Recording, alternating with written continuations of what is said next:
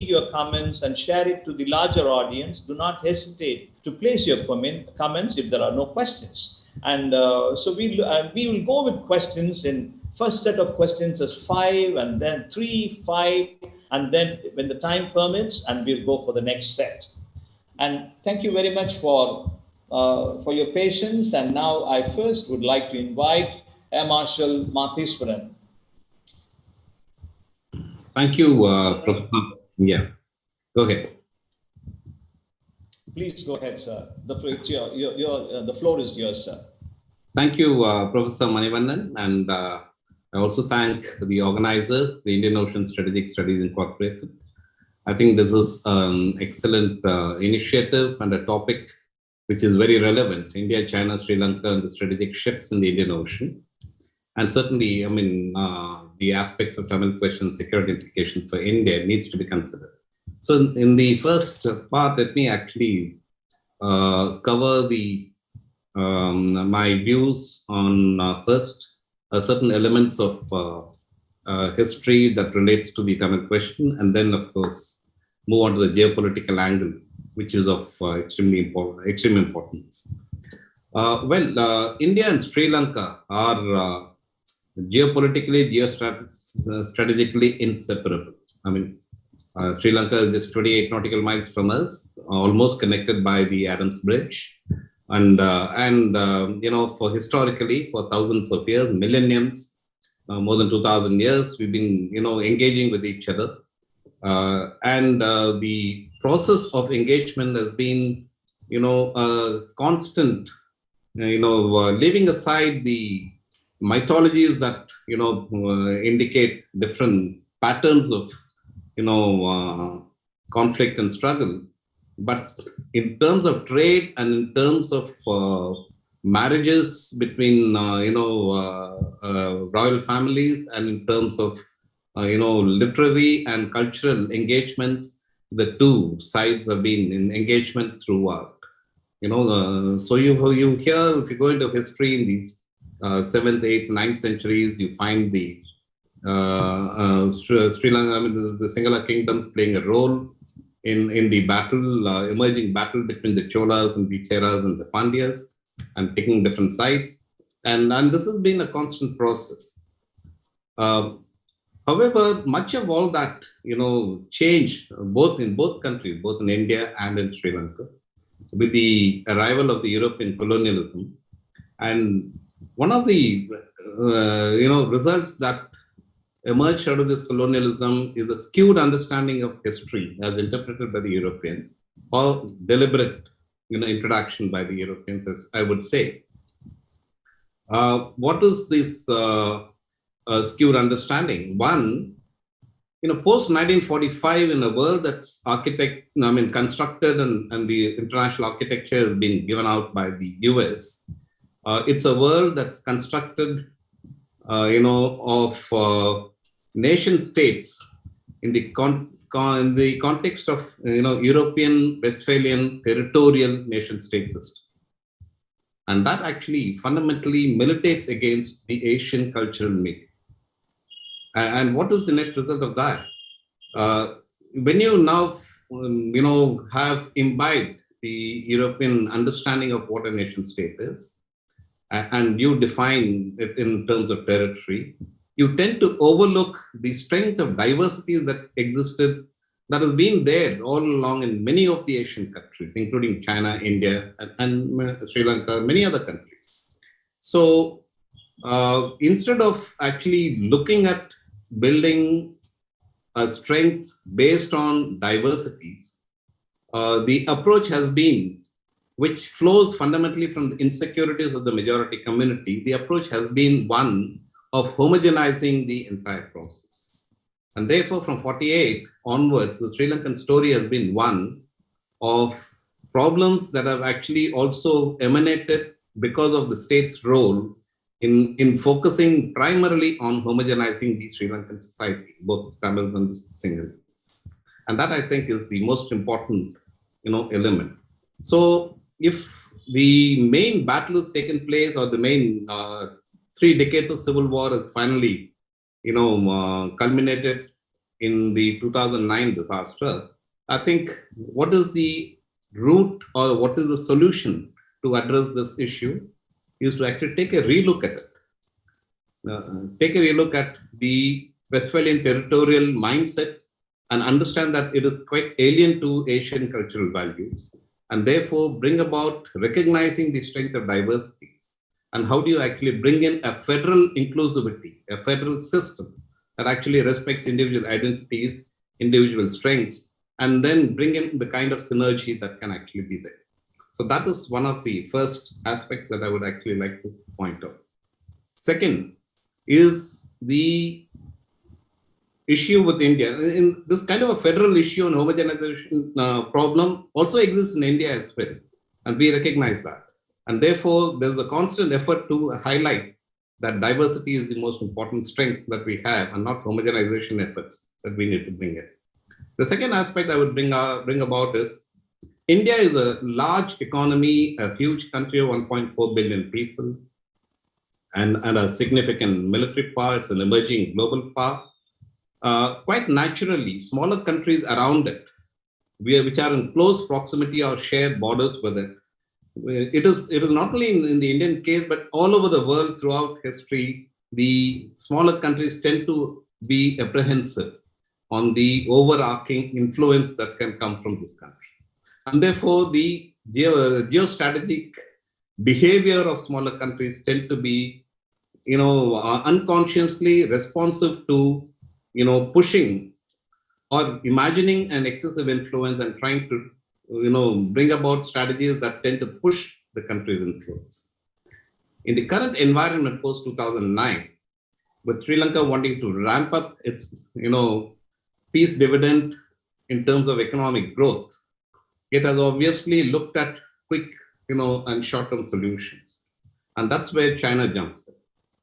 And in the emerging growth and the importance of Indian Ocean region and China's rise as an economic and military power, the whole process of involving smaller countries through a very finely nuanced strategy of economic assistance, economic development, and infrastructure development, China has actually inserted itself very well into these countries.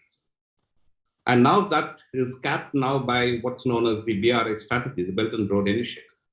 What does this actually look at? The American, early this year, I think in February, the American Department of Defense assessment of Chinese threat brings it out very clearly. What is BRI? It is in effect a strategy that builds or aims to build a Sino-centric economic world order. And that's absolutely correct. Given the engagement in Hambantota was absolutely an economically unviable project, but Hambantota becomes strategically extremely important project. So China is not looking at, an immediate process of making Hambantota viable for the next 20 years. It's looking at 99 years. And what is Hambantota's location? It commands the 4 degree, 9 degree channels of sea lines of communication. And as it builds, and if you look at the Americans have a strategy, and they followed a strategy since 1945 of what is known as a forward presence, wherein they've had military deployments all across the world. They have military bases. They have close to 800 bases, and therefore the military presence has been overbearing, and that's counterproductive to the American system. I think the Chinese have learned their lessons from that process. So they are not looking at overt military bases to be taken over and made into Chinese military bases, overseas military bases. On the other hand, they're inserting themselves into the economic development of the country, build ports and airfields. And this is what is known as the strategic strong points, which in times of peace, they're always available as logistics hub centers for the Chinese military. The Chinese sea lines of communication is extremely vulnerable, starting off from their energy. 80% of their energy imports flow through the Indian Ocean from the Persian Gulf and the other regions across the Indian Ocean and goes all the way into South China Sea and East China Sea, right? And therefore, Indian Ocean is characterized by the various choke points, starting out from Suez Canal, Straits of Hormuz, and Malacca Straits, Straits of Kunda, All this are extremely vital positions. But Straits of Malacca is extremely important. And that's what Hu Jintao years ago said. The Malacca dilemma is an extremely, important threat to Chinese, power, which needs to be overcome. So they actually look at strengthening their presence in Maldives and Sri Lanka, which I believe they've already come in. And this Hambantota serves that purpose.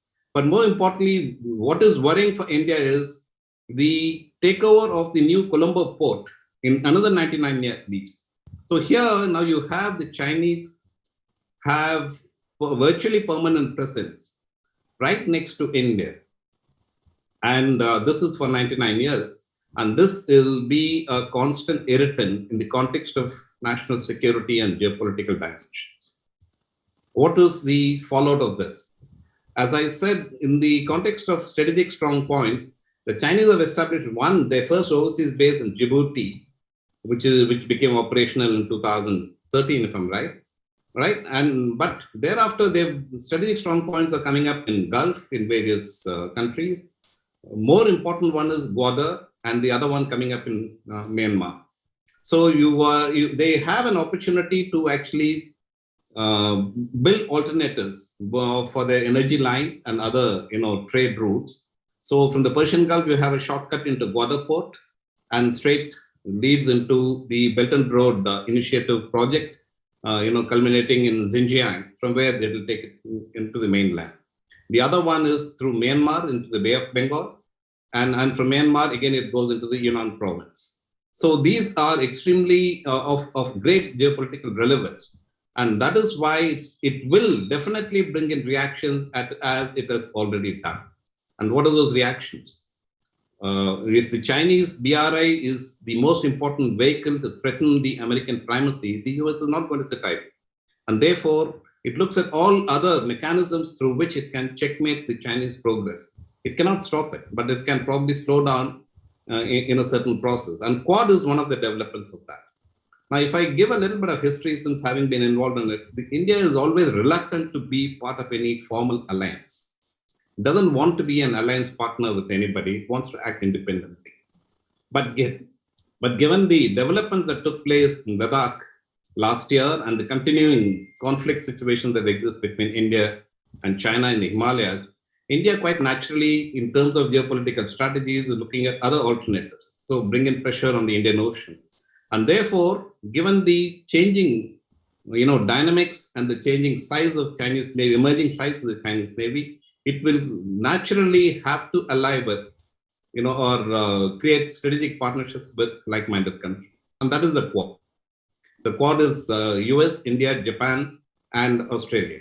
And when the Quad now continues to strengthen and improve, larger, interactions between China and countries like Sri Lanka may come into the what's in the aviation parlance, what I call as it will face the slipstream of the Quad alliance, and that may not be beneficial to the Sri Lankan economy or the Sri Lankan, geopolitical, interests, and this is something they will have to consider.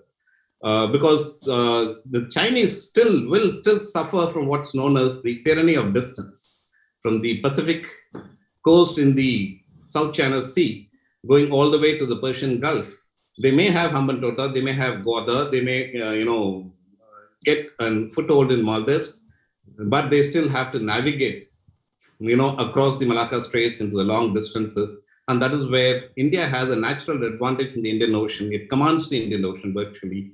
And the advantage of home ports and partnership with these countries as an alliance, Quad alliance, it could actually bring about a significant weight. Quite naturally, these factors have to be kept in mind. And it is only natural for Sri Lanka and India to address their internal,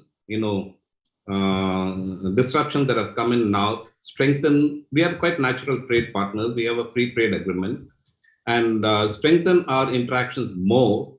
I think Sri Lanka, if I analyze the sum total of Sri Lanka's behavior since 2009, I think it's more about balancing and keeping India under check and bringing in China primarily with that view of keeping India under check, rather than looking at the kind of economic integration that would bring it, much more benefits.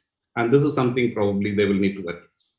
So I think I'll stop here at this stage, and we will address the other issues in the second round. Thank you.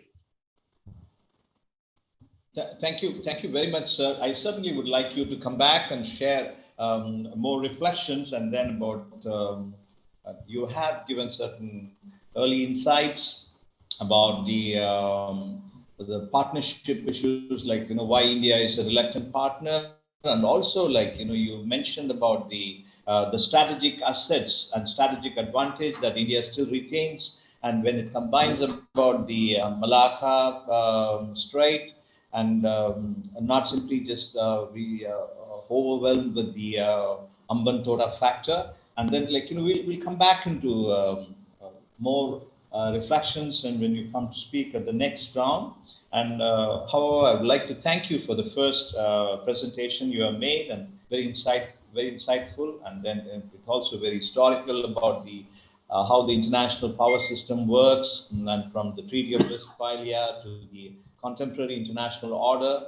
And the you mentioned very important, which I would like to explore, or see that in a very dispassionate way, that that why such huge concessions or huge engagement with China made by Sri Lanka in the last 10 years, to be very precise, from 2009.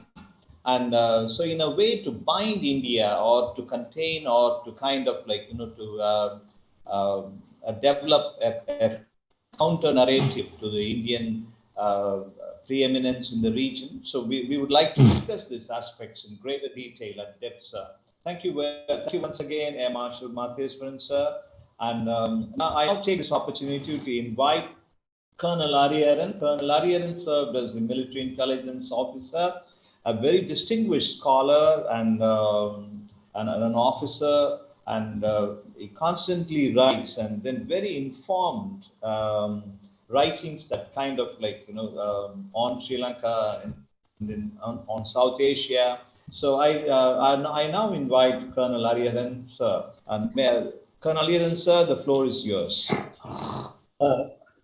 Firstly, I thank Professor Manivarnan and the organizers for offering me this privilege of addressing this gathering. Normally, Sri Lankan seminars avoid me for well-known reason, because I am a guy who raises questions, fundamental questions on the issues, mainly internal issues. But today it's a broader framework. And I have, in 25 years, I have been serving as a military intelligence man, and a majority of it relating to terrorism and insurgency. And as a military intelligence man, every third day I have to present an assessment of whatever situation I was dealing. So intelligence assessments are made from enemy perspective. In this case, there are no enemies here, but the opponent's perspective. So when I present, it may not gel with many of the set views, but that is what is called military assessment, intelligence assessment. So kindly bear with me. You are welcome to question me. I am prepared to answer, particularly for the international audience. The first thing I want to submit is warfare has changed. We should recognize that. We are fixated on the World War II, then Korean War, then Vietnam War, then America's operations, innumerable operations, or India-Pakistan war, serial wars, 3 of them. And the latest is Afghanistan, the 2-decade-old no war, no peace in Afghanistan. If you see, none of them are same. So warfare is firstly dynamic. So when we look at a new situation emerging, we should look at it with not only from a historical perspective, but from the learning, from the history. This is my submission. Why I am mentioning is during last 2 years, 2021, India-China relations has seen a total departure from the past, from the effort of India and China to coordinate and cooperate to some extent, forgetting their abrasive relations. It has become a confrontation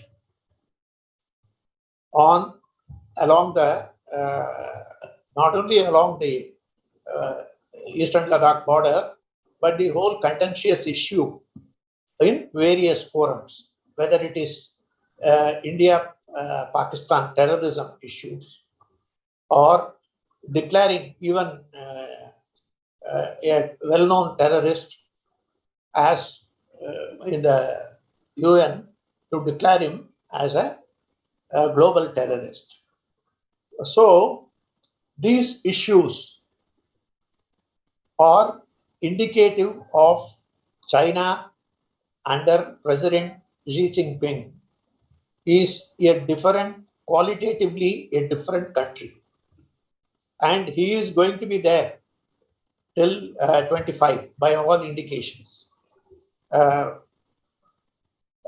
So he is already one of the three pantheons, installed as one of the three pantheons in Communist Party's 100-year-old history.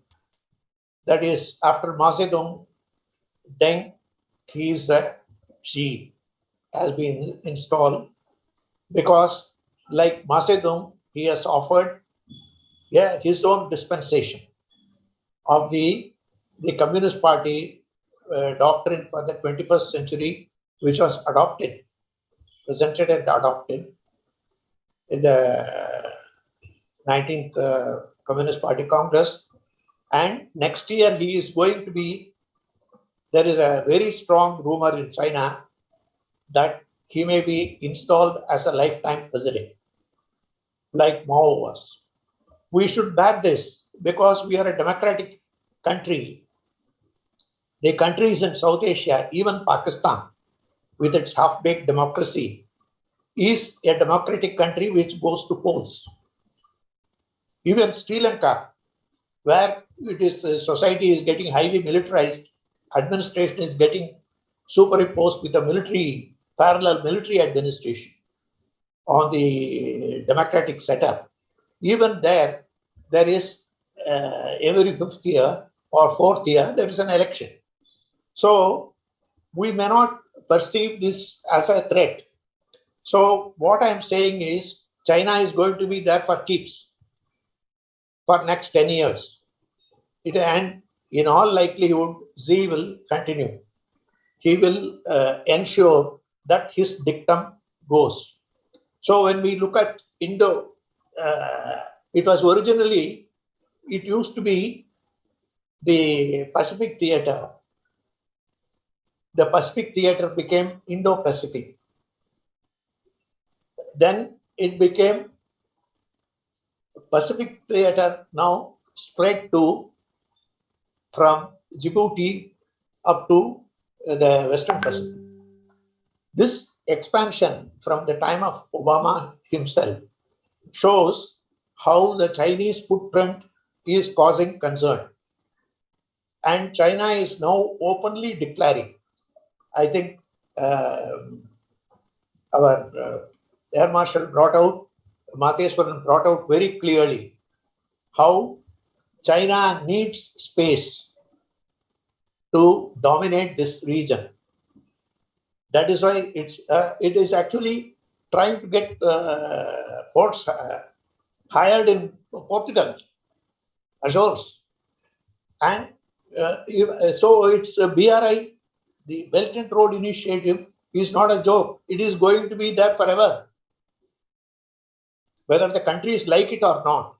Actually, when the Quad meeting after it was held, the Chinese sent a strong message to Bangladesh and Sri Lanka.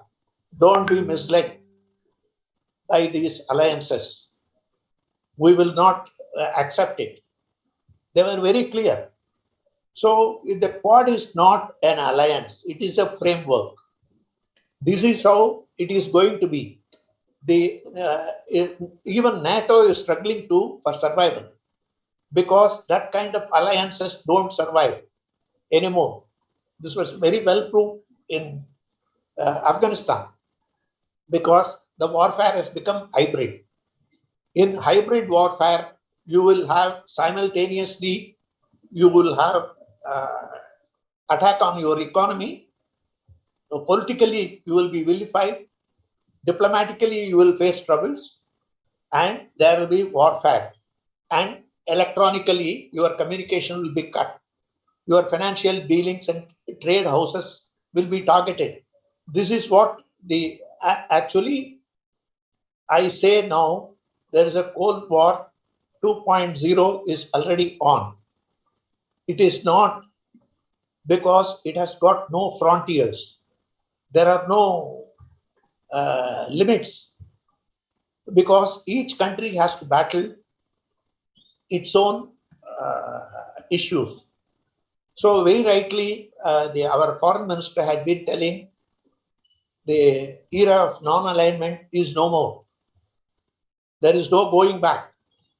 I say Sri Lanka, again, they keep talking of nuclear-free zone. It is a big joke. Already in this subcontinent, there are 2 nuclear powers. If you include China, there are 3. And 2 of the 3 are not party to the non-proliferation treaty. Why I am mentioning is, this is the reality. So when we discuss strategic approach, we should keep this reality in the background and look at the dispensation.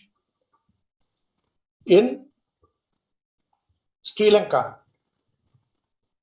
in Burma, in Pakistan,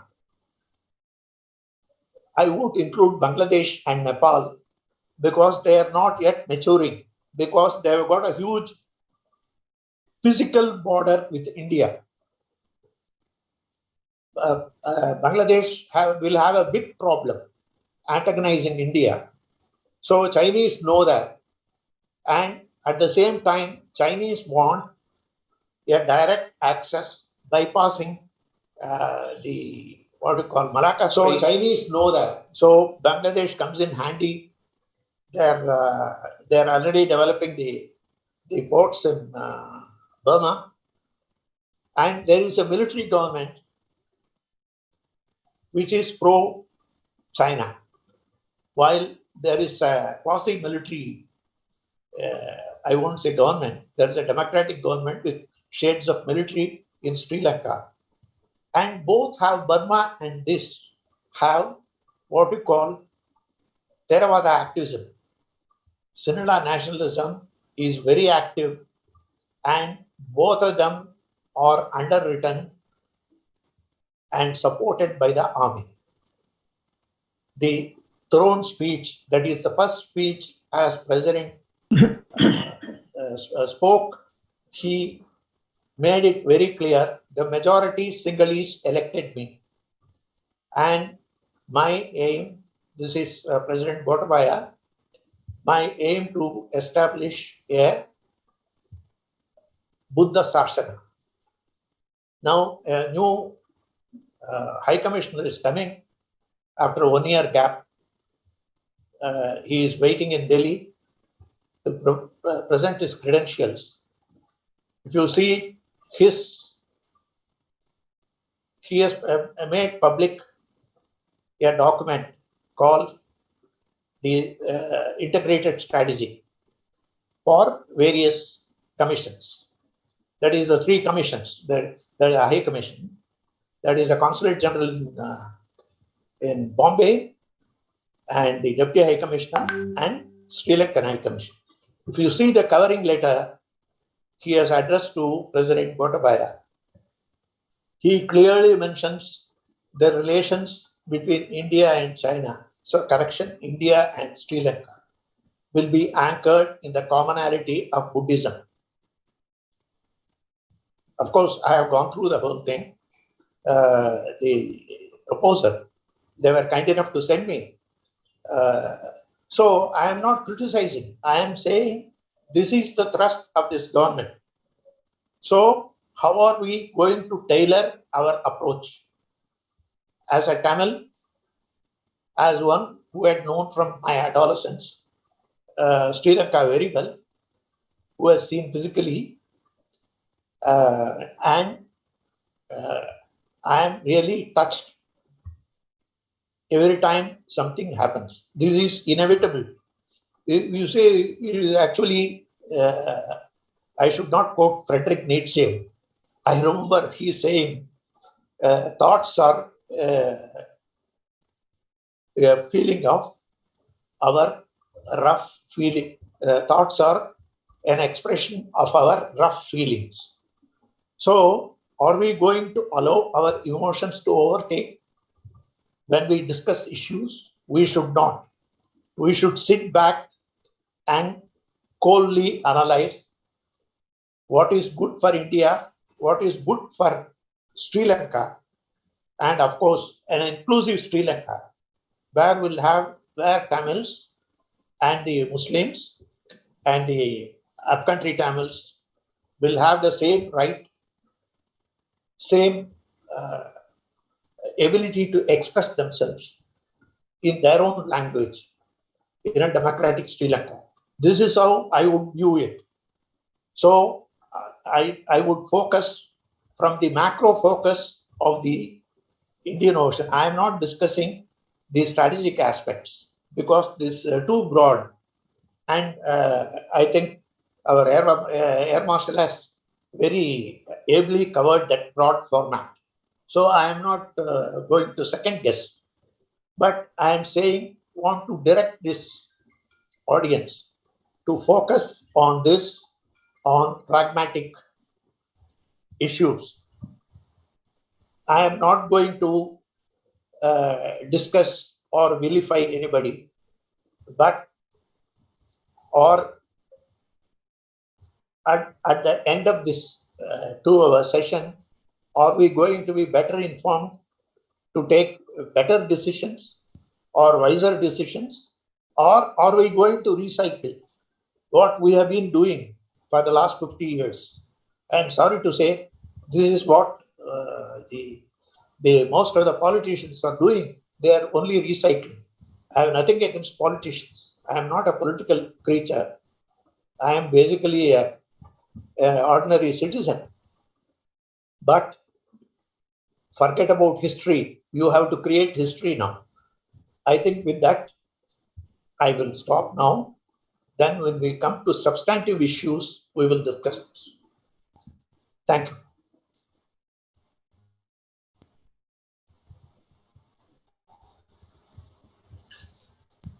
Thank you very much, Colonel Ariyaran sir, and thank you for sharing your insights. And then you also mentioned about the hard facts and the hard realities, and in terms of like the Chinese presence and the BRI is meant to stay, and you mentioned that, and also the Chinese presence, and you also gave an added impetus with your presentation of the Chinese role and influence in Myanmar and Pakistan, and as well as its increasing role in Bangladesh and the stakes involved.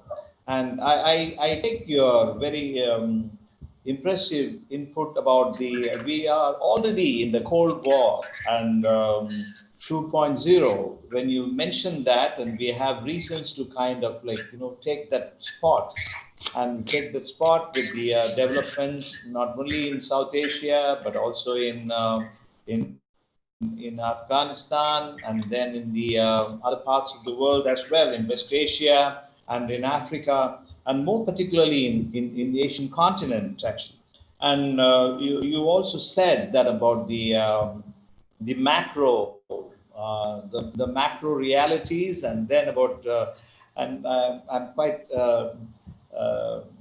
interested in when you say about like the macro concerns that you have raised, and so I'm sure that we will have time to kind of draw your attention and to the members and the audience interest about the microcosm of these the macro larger issues and how it affects the microcosm realities at the ground. And I'm sure we would have time to take up those issues and concerns as part of our reflection. And thank you once again, Colonel Ariyaran, sir. And may I now invite Attorney at Law, Mr. V. Rudrakumaran, and Mr. Rudrakumaran is an eminent and distinguished attorney at law, and then who represents human rights, and then about issues on justice and the global for the Tamil question, and as well as the larger.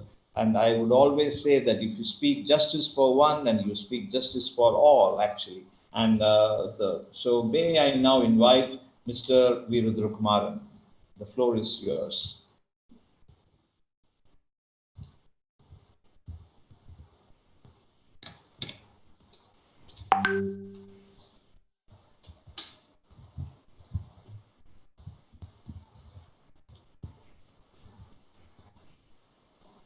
You have to unmute your microphone. Yeah, sure.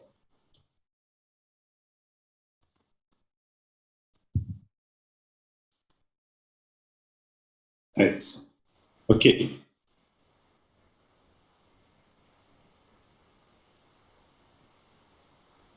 We're not able to hear again.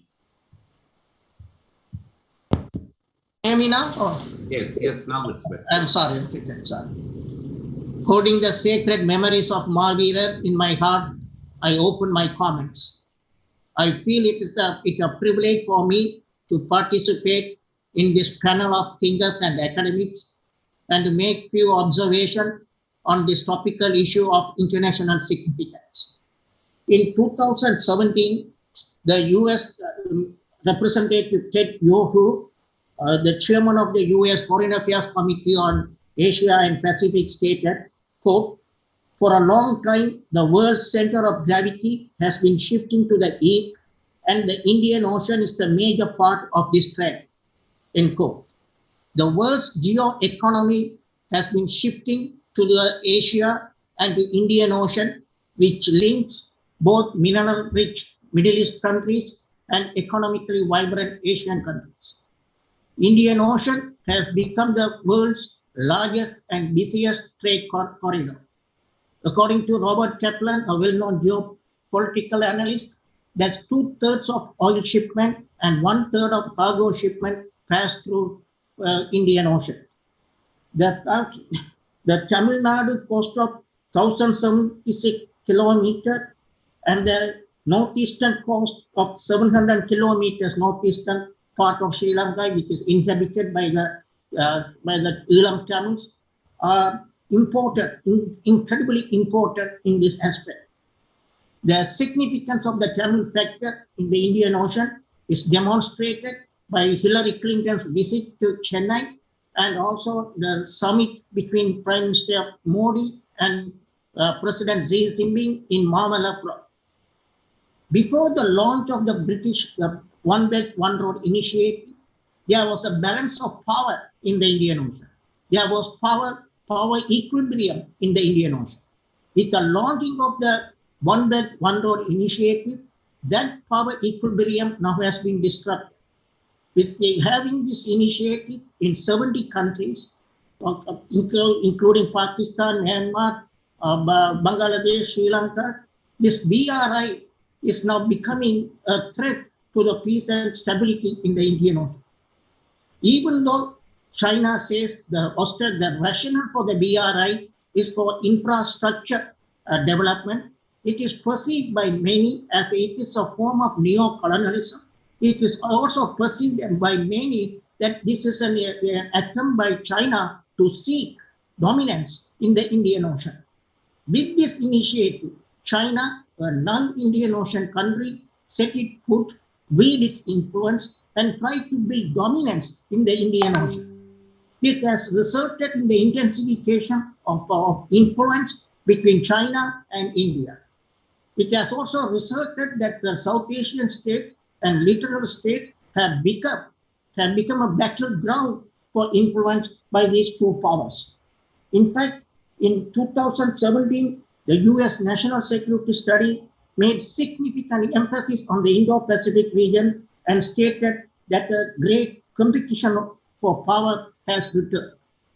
The China's ascension to become a preeminent power has caused many concern, primarily due to the China's total disregard of the decision of the International Permanent Court of Arbitration with respect to South China Sea, China's lending practice, which has been portrayed as a debt trap diplomacy, China's indifference to environmental protection, China's authoritarian governance, and China's total disregard for genocide and human rights in the countries with which it partners.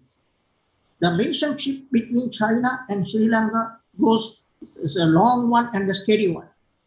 Sri Lanka recognized China in 1950, before even the US recognition of China.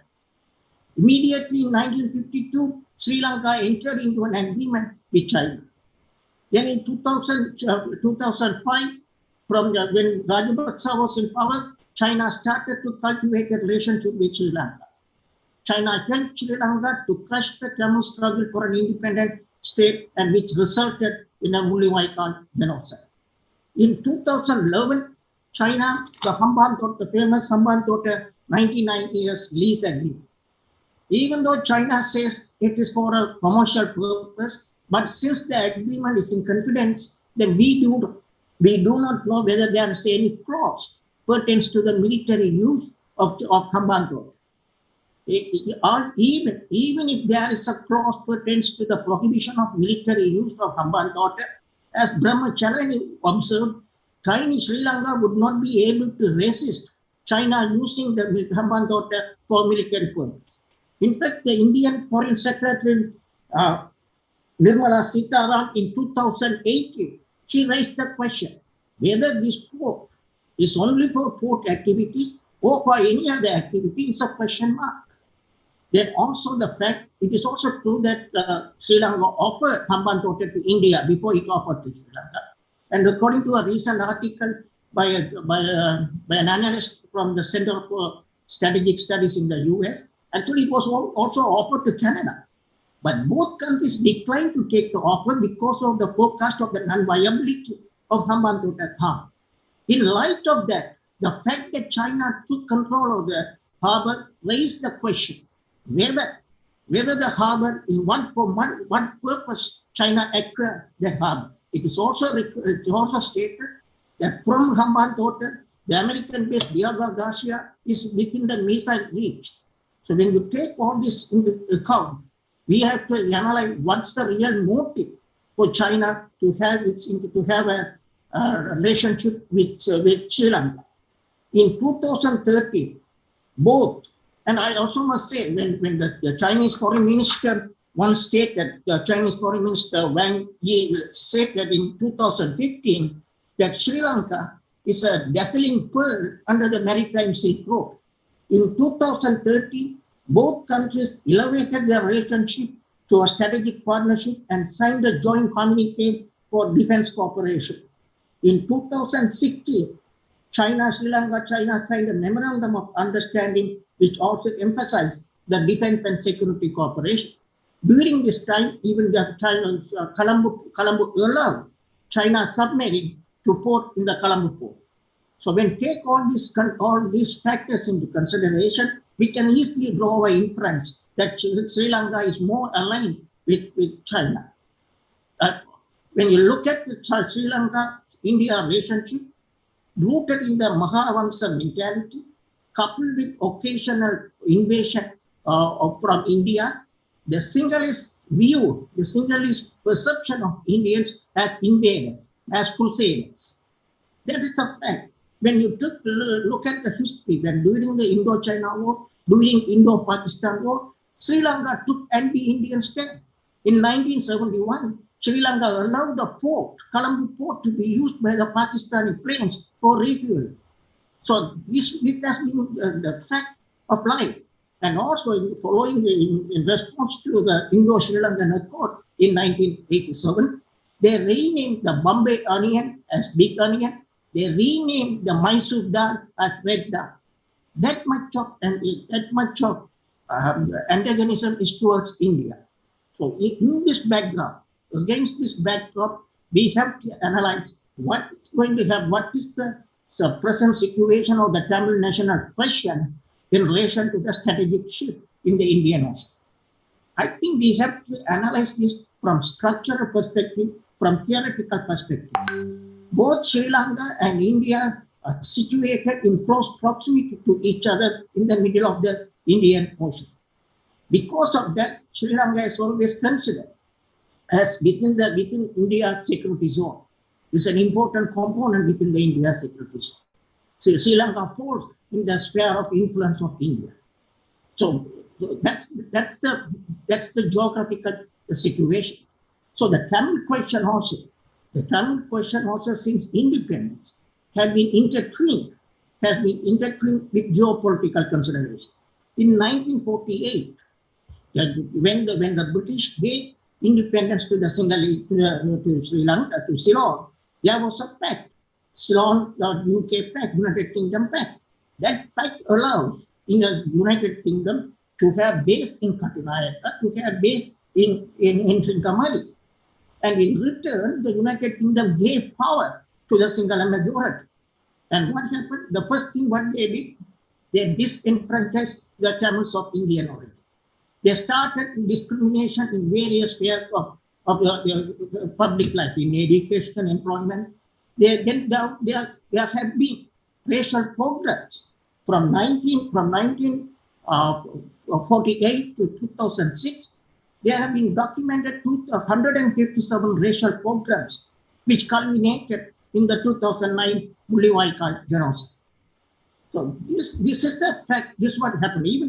Even in 1987, when Sri Lanka was tilting towards the west, India used the Tamil national issue to bring Sri Lanka under its control.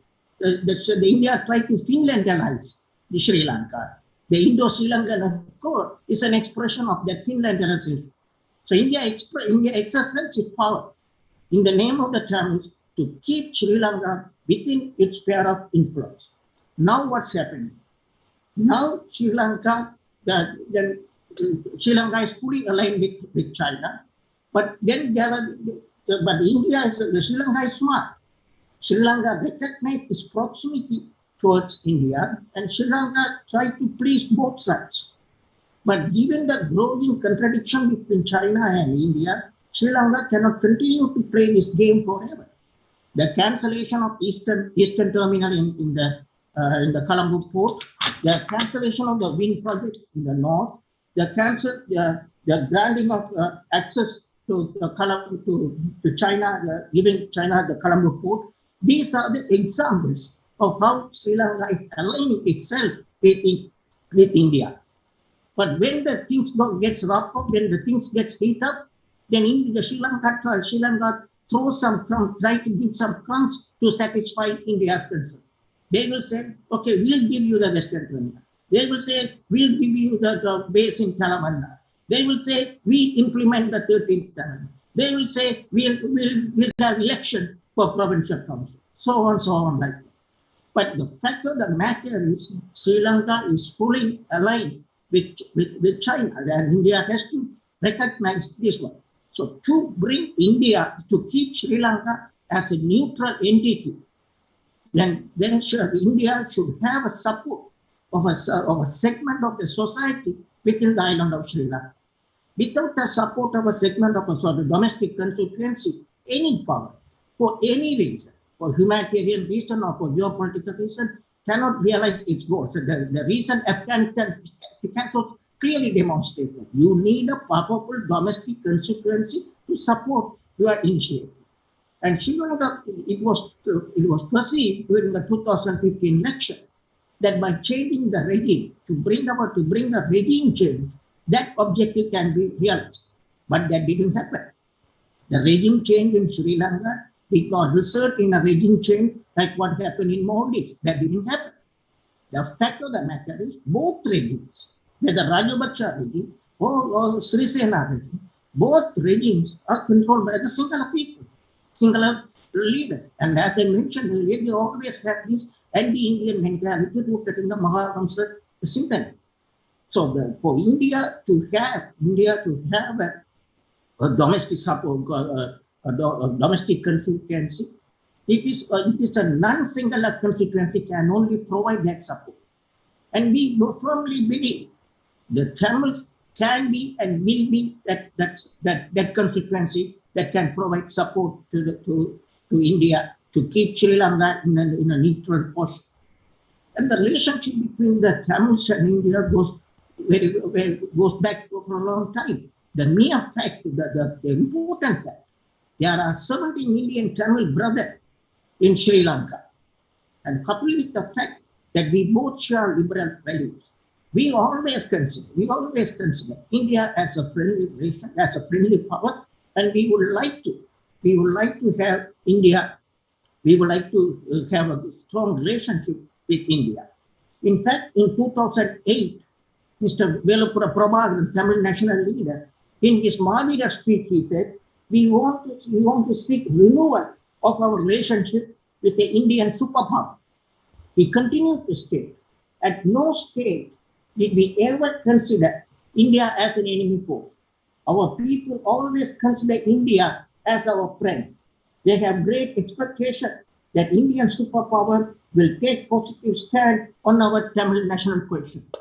Along this line, the transnational government of Tamil Nadu, India Freedom Charter promulgated in 2013, with the participation of more than 100,000 people in the foreign policy, it states, quote, Tamil Nadu shall maintain close relations with all nations that have democratically elected governments, expressing solidarity with the people of India and to foster peace and security in the Indian Ocean region. Tamil Nadu will forge a special relationship with India. So I think the call of the hour is the recognition of the symmetry of Tamil's political interest and India's geostrategic interest. This is not just an exercise, it's not an altruistic exercise on the part of India. This is an exercise based on strategic necessity for India and for political imperative for the Tamils. Thank you. Tamil Baham, Tamil Ilakkar.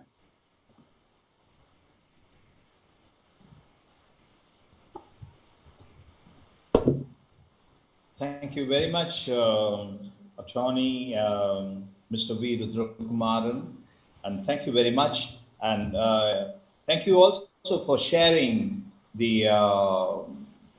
It is not just the Tamil sentiment, but the deep, the strategic thinking in the Tamil community, historical, political, and as well as the Tamils are an historical community and a strategic community as well.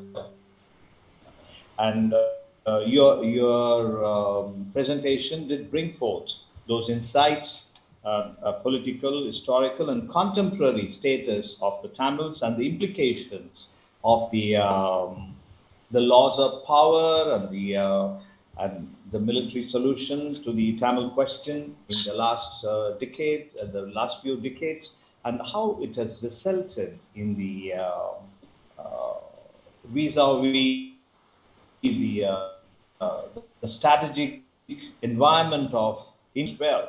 And these are very not only deep reflections and deep realities, that this is another reality.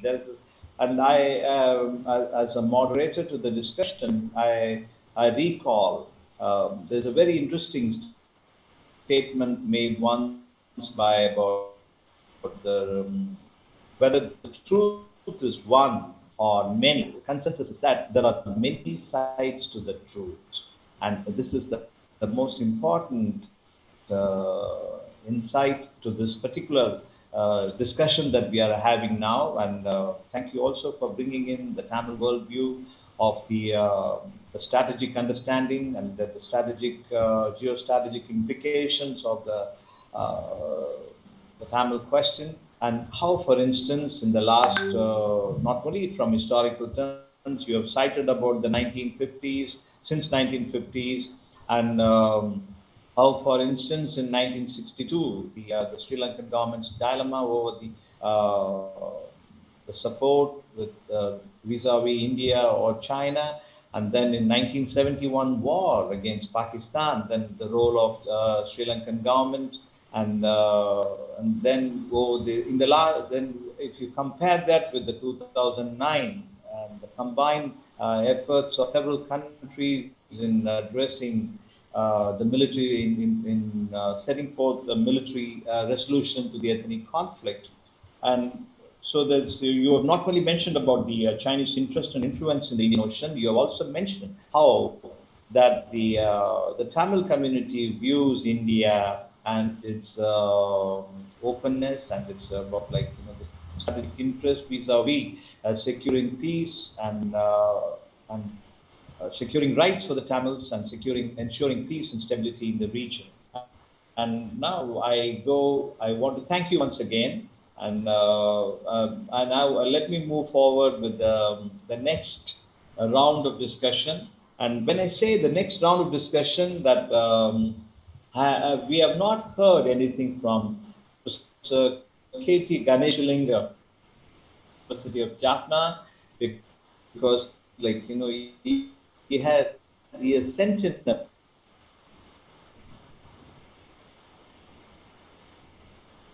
not able to join you.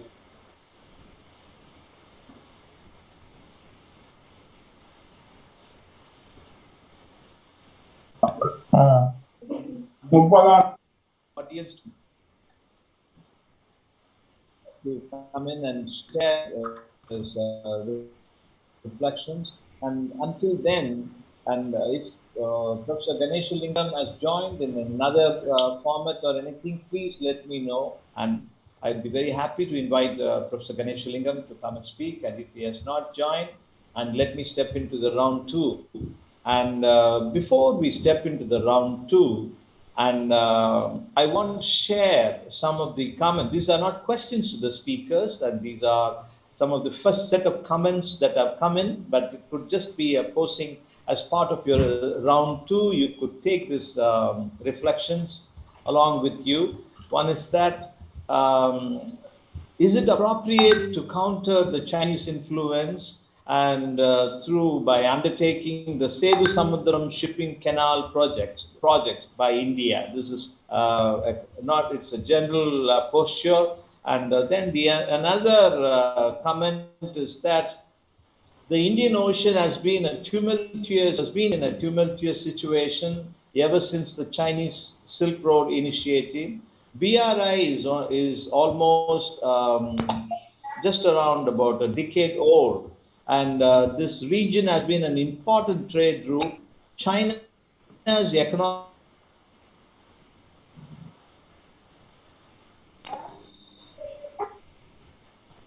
always,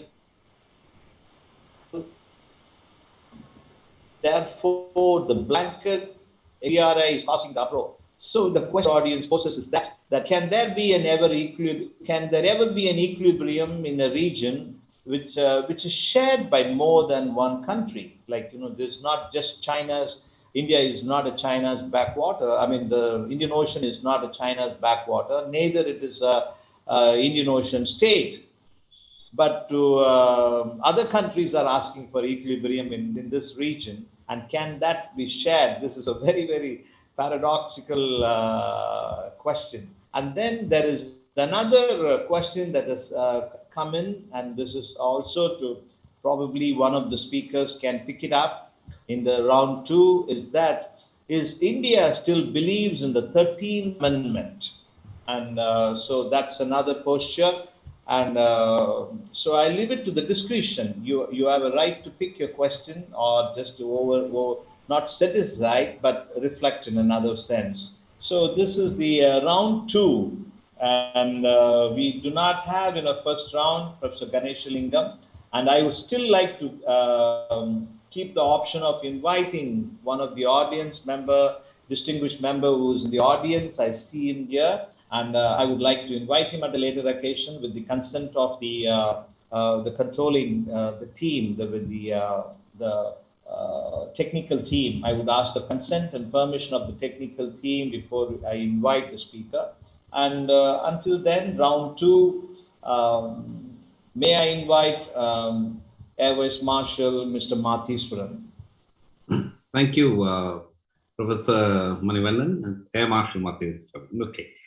I think let me take the first some observations that Attorney Rudrakumaran highlighted is in the context of some of the foreign policy related issues from India have also not been very productive in dealing with Sri Lanka, because I think this is where a very firm, while wanting to be seen as a benign power and being able to accommodate smaller countries to their benefit more, I think a big country also needs to be quite firm in safeguarding its strategic interests, and some of these issues are extremely important. The aspect of Sri Lanka's behavior in 1971, which pretty much was an indirect support to Pakistan, will never be forgotten, because I think that is quite strong in the memory. It is also equally important to know that even in 62 in the war with China, Sri Lanka was indirectly, sort of held China's position, or rather supported China's position. And therefore, these should be remembered by the foreign policy, mandarins when they consider a country's historical record in terms of behavior with respect to India's national interests.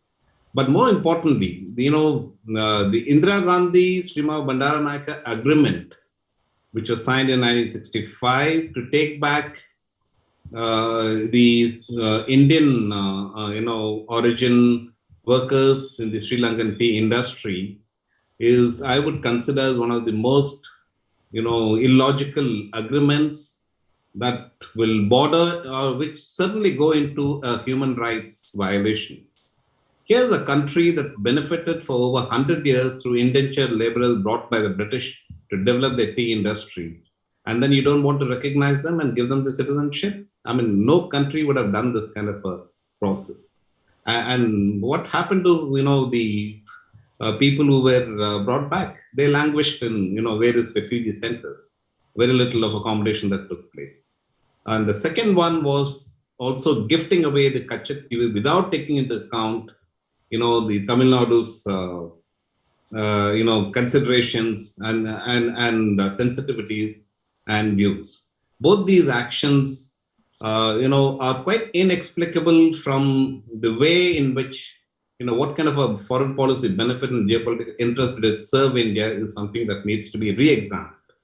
And again, the point about virulent nationalistic, characteristic that has emerged from 1948 and continues to animate, the Sri Lankan political scape is the Buddhist nationalistic, radical approach, which will harm Sri Lanka more than anybody else.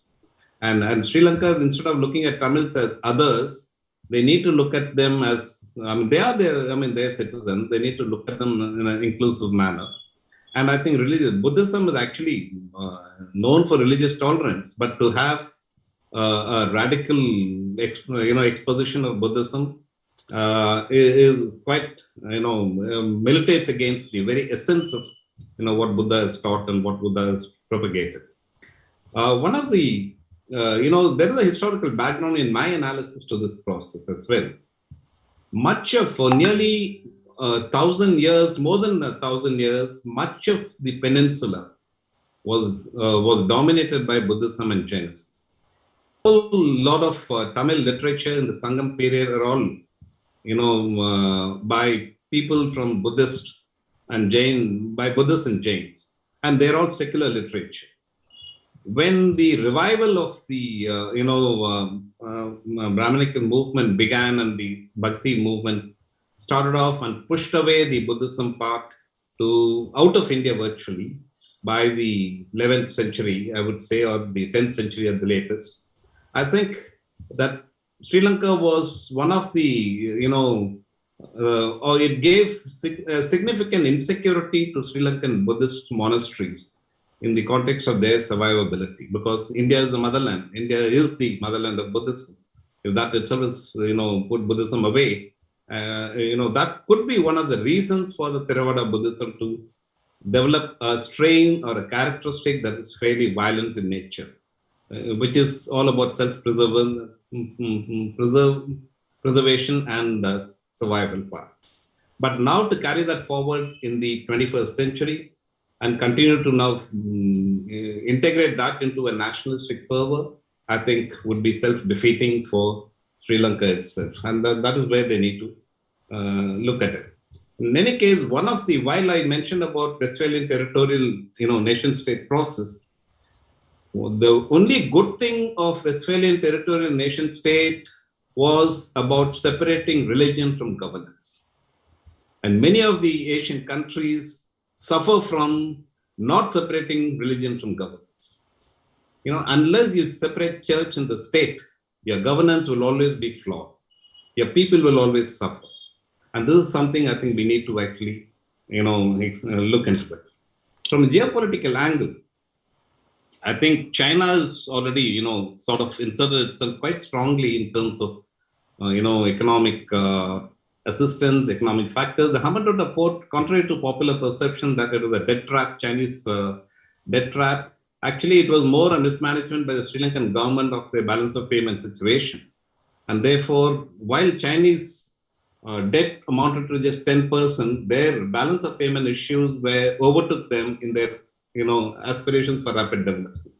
And therefore, they balanced, a win-win situation by giving 99 years lease to the Chinese, took the payment, while their repayment of their loans were still, due for a much longer time. So they got more money into, addressing their balance of payment issues. Okay, so China tends to be very, very smart in terms of strategizing these situations. And this is happening in most of the smaller countries as well, in creating or in looking at opportunities in where by providing, significant loans. For example, the US has given, $1.9 billion over, 2 or 3 decades, and Chinese in one shot gave them $6 billion. Quite obviously, Rajapaksa will done to the Chinese. But more importantly, the Chinese don't mention any strings attached at that point of time, there are no other conditions that IMF or World Bank would impose on a country.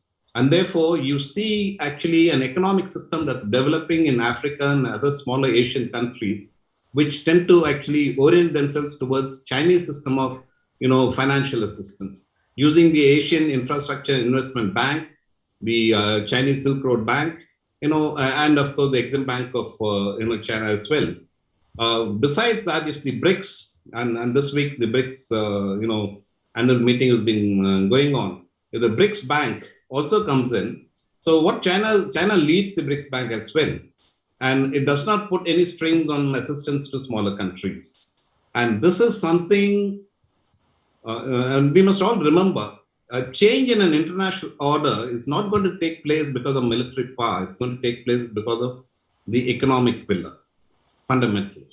And if the economic integration takes place through the Maritime Silk Road and the BRI, the land portions, and each of those countries get integrated into the yuan order, it quite gradually, over the next 30, 40 years, you'll find that the dollar would have died as a US global reserve currency, and the renminbi would actually probably come in its place, unless as smart currency and Bitcoin systems come into this entire process. So this is a long-term game. And Chinese are known for playing a long-term game. They have immense patience. And their strategizing is always, as Sun Tzu, brings out, is a long-term strategy. Most of, South Asian countries look for immediate gratification, or we look at immediate, results. And therefore, we miss out on we also, fail in devising a policy and maintaining consistently. And that's why with each change in leadership, we keep changing policies. And who gains most? The Chinese gain.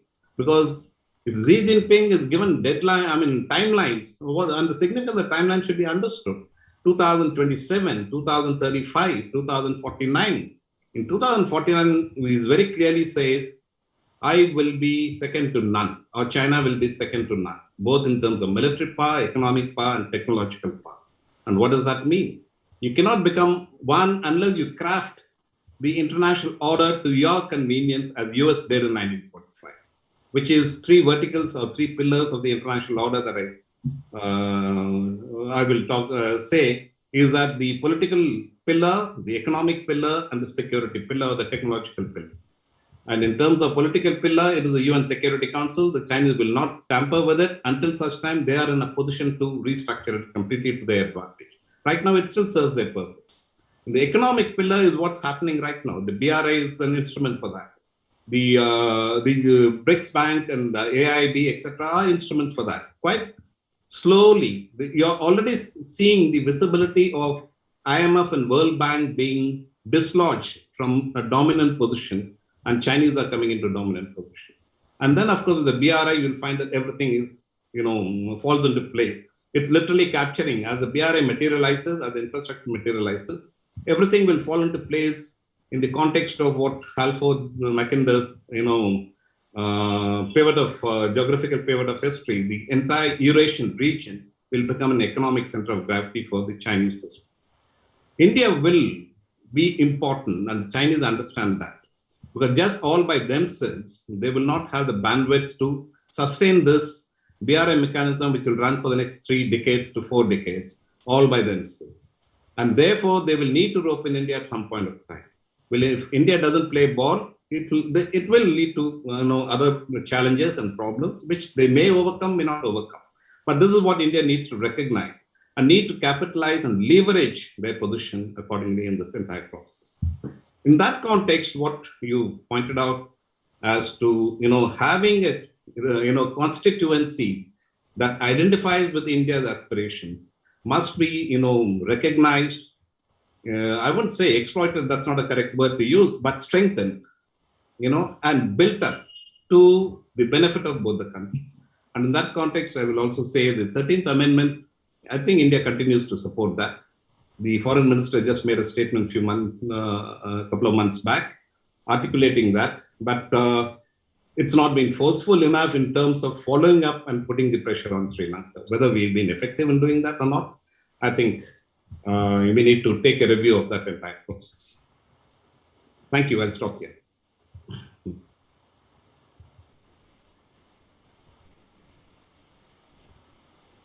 Very much, Marshal Matheswaran sir, and thank you very much also for your the order, the China, that how it projects about its second to none in 2024-5, and in terms of this structure, you explained about the political, economic, and security, that is a framework that you present. And thank you very much, and we shall surely come back to this. And there is, before I invite Colonel Hariharan, and then I have a few more comments, and this applies to all the speakers. And then, however, I think this particular comment would also draw interest and response from Colonel Hariharan. Therefore, I'm sharing this comment to Hariharan and to all the panel members. The first comment is that the Sri Lankan government, the Sri Lankan armed forces, the military otherwise, has been using and applying all surveillance techniques and tactics which are kind of supplied by the Sri Lankan, by the Chinese. And how does this have impact in India's perception of Sri Lanka vis-a-vis China? Of course, we hear about China, but then what about Sri Lanka playing this role of surveillance for China? So this is a very important question, and which can be reflected along the way. And then there is another question that comes forth, is that like the enormous human rights violations, and then the violations of the Tamils in terms of their basic, fundamental, and as well as the political, economic, and socio-cultural rights are being violated, including the disappearances and loss of land. And does it have any significance to this the entire discourse of the India and Sri Lanka? And then there is the third comment about the mindset. The mindset is that, like, 20 or say about 30 years ago, and US and India's relationship has not been cordial, and now India and US are as a part of the sharing a strategic partnership. But can we presume in the next 20 or 30 years time that how this relationship would turn into? And so this is these are some questions I'm raising before the panel members, and you could integrate as part of your round 2 presentation, and we could go into the round 3 as winding up summary notes. May I now invite Colonel Ariyaran. Colonel Ariyaran, sir. Firstly, again, we are going back to history. All my exhortation, we should think pragmatically now, has gone to waste. I don't mind answering, but do Sri Lankans, when I was present, trying to enforce the Indo-Sri Lanka agreement, nobody seemed to want, including Tamils, Sinhalese, everybody. Now they want us to implement. Why don't they? What is the view of Tamils? I haven't come across anybody taking out a procession in support of enforcing it, either in India or in Sri Lanka. What is the idea in Colonel Hariharan giving his view? It is totally futile. It is the Tamil people should raise their voice and speak. It's a democratic country. Nobody, it has become a non-issue. I'm sorry to say, I don't want to disillusion because other priorities have overtaken. So when we talk of that, I think these questions I expected. Now, 30 years back, I am not a crystal gazer. 30 years back, how America and India were there. Will it be like that? I don't know. I won't be here. I'll be probably in heavens in next 30 years. Mm-hmm. This is, I don't know, understand these kind of questions. I'm sorry to disappoint you, Madam Neela. The question is, what are we trying to find? I think I should credit Mr. Rudrakumar. He came with clear-cut proposal. What do Sri Lankans want? That is the question. That is not reflected anywhere. I am a regular contributor and reader of Sri Lankan media. They pick my speeches everywhere and reprint it. But I haven't come across anybody critically examining what are my gut issues. What should I be doing? What should Tamils be doing? I haven't come across somebody raising the voice, even in Parliament. Why is this? Why should India take on the responsibility for Sri Lankan Tamils when the Tamils themselves don't raise the issue? This is my question. I have been repeatedly asking. Earlier also with Mr. Rudrakumar and I spoke in a seminar, in a Canadian seminar. So I am raising the same issue. Why do you expect India to raise the issue when you don't raise? You should raise. Then there is a political process. If you don't want to expose yourself to political process. Nobody will help. So help thyself first. That is my first suggestion. Collect together an agenda where there is a consensus of people. What do they want? Has anybody asked the question? Any political party? I have gone through their manifestos, which all talk of ancient days. Now there are people, homeless people. Their homes have been destroyed. They're jobless people. I have been repeatedly saying, why don't they come together and ask Tamil Nadu government, come with a to open industries from Tamil Nadu in northern Sri Lanka, make a viable consortium and do so that people will get jobs. These are the gut issues, not fancy issues. I'm sorry, I'm addressing this august audience which relishes this thing. They may not accept mine, but I have been saying, even in Tamil Nadu, no, there is no taker for my suggestions. I have been repeating this for a number of years. Why don't Tamils help themselves? I haven't understood. Tamil Nadu is blocking one of the three top developed states in India, next to Maharashtra, Tamil Nadu. They have not zeroed on Tamil Nadu and to use the wealth. And actually, I had raised this issue with President Rajapaksa. He said, most welcome. Of course, now he will change his tune. That's a different issue because he is a politician. So, why don't they make put up a thing, identify locations, industries. There are educated guys floating around, getting exposed to drugs and abuse. Why don't they do it? I have not understood. We are discussing here strategic issues. This is the biggest strategic issue of Sri Lankan Tamils to me, not a mythical kingdom. I will give you another substantive issue. There is the Archaeological Commission, which has destroyed Tamil land and temples. There was hardly any political this thing. Nobody raises these issues. Somebody raises, everybody suppresses joyfully and have a drink in Colombo 7, I suppose. This attitude, I cannot understand. Why should we take the challenge and struggle for it? Sri Lankans should take the challenge.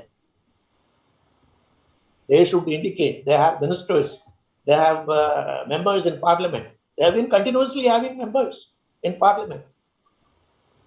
What are they doing? I'm sorry, I cannot answer these questions.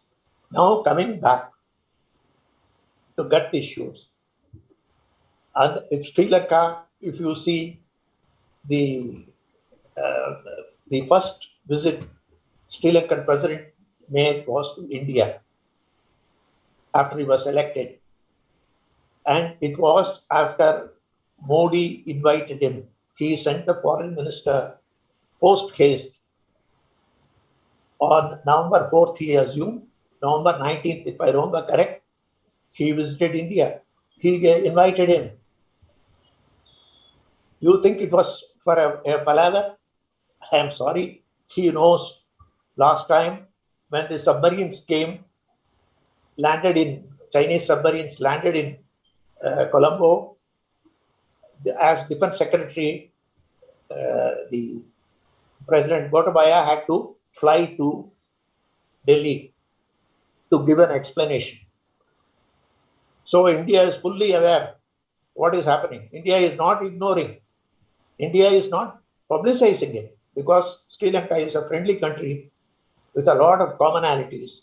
Indian Navy and Sri Lankan Navy and Maldives Defense Forces are exercising in Indian Ocean to protect Sri Lanka's Maldives and Indian. He says they are doing it. Sri Lankan guys have been trained by Indian Army and more navy. So there's a lot of historical linkages. Let us not forget. So it is not, Chinese are not going to replace that. Physically, it is not possible. I remember President Mahinda told me, Colonel, you are here 200 miles, whereas Chinese are 2000 miles. Why should we worry about that? You are here, very close. This is the fact of life. And India showed repeatedly, even recently, when there was a cyclone, in 3 hours, Indian warship was there. Same thing happened when in tsunami. India was the first country to reach the Trincomalee and Colombo ports. So we have the capability. We have the highest capability now. I am sure Air Marshal knows our reconnaissance capability, how it had been augmented. Our airlift capability has been, logistic capability has been very much on the increase. Now we can move a brigade completely self-contained on our own aircraft and reach any place. It is not, Sri Lanka is not Timbuktu.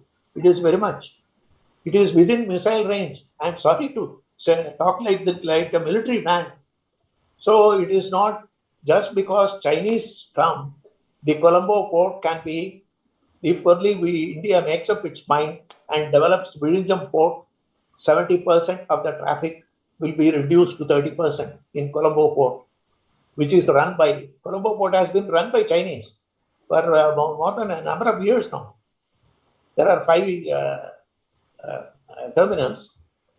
Three are now in under Chinese this thing. It's going to be. So these are the facts. You cannot wish away Chinese. They are, for whatever reason, China is realizing Xi's China dream. Because he is well, he has got a lot of money. He is financing it. So he is offering on his terms, without any quotations. Sri Lanka is lapping it up for all the infrastructure. What are they going to do? What will they develop? This remains a big question. So these are the gut issues. So I am not for a moment saying India is sleeping. India is very much awake. India is fully conscious. India is addressing. India, even in the first meeting, actually, Prime Minister Narendra Modi pointed out India is concerned about the 13th Amendment. I don't know whether you read this. I am sure Sri Lanka media would not have given this. He very much mentioned this, though President Rajapaksa did mention, and in an interview, Rajapaksa has mentioned it is in the Hindu. After he gave an interview, after meeting the Prime Minister, he said it is in the Constitution, so we have to enforce it. Now he is trying to change his mind. So there is even other national parties are worried about it because it is going back to history. So do we want to go back to and create trouble again? No. Sri Lankan people have lost 2 generations, including Sinhalese. They have also lost. Let us not forget. Tamils have lost more. Sinhalese have also lost. So I am sure it would be unpopular. So rousing public opinion is a must. That's what political parties should be doing. But they're all cahoots. They are importing pajeros on specious grounds. Who am I to comment on Sri Lankan politics? So that's my submission. I hope I have answered the madam who raised the question. Thank you. Thank you very much, Colonel Hariharan sir. And I have an appeal to all the members. And when you pose a question, and please don't engage the speakers, and you just engage the moderator, and then I could channel the questions. And it's a very Agreed. humble and Agreed. kind request. And Can I say something, Usman?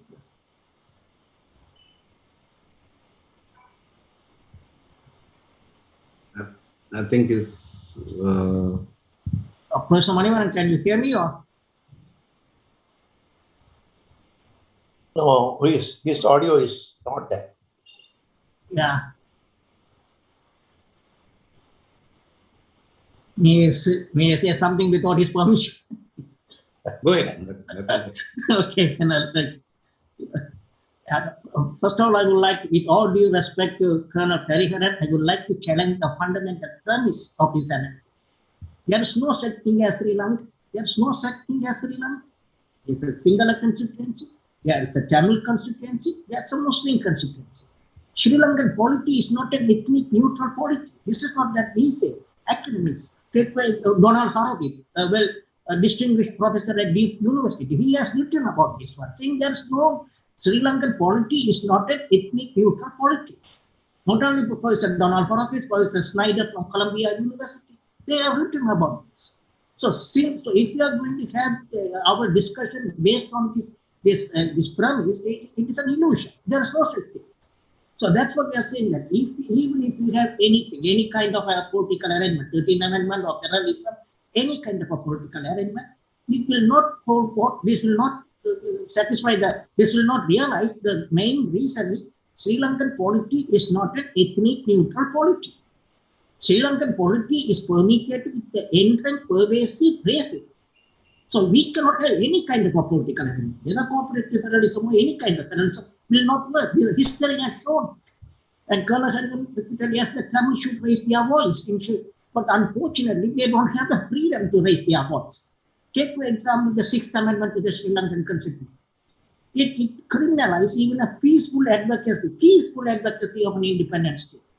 How can then you ask, you talk about what you want within Sri Lanka? That's the main reason the transnational government of Tamil Eelam was created, to have a political space for the Tamils to articulate their political. And that's a very, very humble request to a discussion. And want to thank Colonel Hariharan. I certainly want to read this through this process of engagement, and we want to be with, and we want to be dispassionate. You are well opinions and then perspective. Yeah. Continue to speak. Yeah. Yes, please. Yes. Please. Yeah. Thank you. So there are two fundamental assumptions. There is no such thing as Sri Lanka. That Sri Lankan polity is not ethnically neutral polity.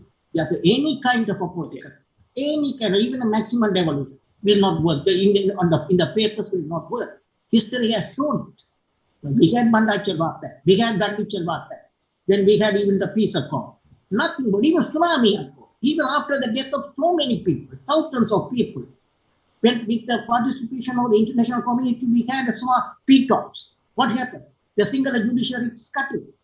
So we cannot have any kind of a political arrangement within the existing framework. And the second thing, the Tamil should ask what they want. They have asked. They have demonstrated in the 1977 election, which was considered as a mandate, which was considered as a referendum for an independent state. The Tamils overwhelmingly voted. Now nobody wants to talk about it. That is only the last election that happened in an open political space. Then the 6th Amendment came, 1983. The political space has been restricted. Tamils are not allowed to articulate their political aspiration. That's what we are also. The TGT's main political demand will have a referendum. We'll have a referendum. Let the people decide what they want. We don't want the India or the US or the China to impose. Allow the people to decide their own destiny. There's nothing wrong. That is a fundamental human rights. That's what we are asking. So the 13th Amendment, I would like to state something. The concept behind the 13th Amendment, we don't have any problem. India wants to Finlandize Sri Lanka. that is fine. That is fine with us. We don't have any problem with that. In fact, the Indo-Sri Lankan Accord also recognized the Northeast as the traditional Tamil homeland. We have no problem. That is a fact. Okay, but then take for example the merger of the Northeast. And now what happened? When the LTT was there, the merger was there. When the LTT is gone out of the picture, now they have demerged. And now even India also did not even raise a voice that the merger could have been and still can be done with a simple majority in the parliament. But nobody is now talking about the merger. This goes against the Indo-Sri Lankan Accord. So that's the problem. The 13th Amendment, as I said, the concept behind the Indo-Sri Lankan Accord, we have no problem. But the 13th Amendment doesn't address the Tamil aspiration. Even at that time, Mr. Amadalingam, not Mr. Pawar, Mr. Amadalingam, even at that time said 13th Amendment doesn't satisfy the Tamil aspiration. Now much water has flown under the bridge. We are still talking about 13th Amendment. How long we are going to talk about 13th Amendment? 1987, now we are talking 2021.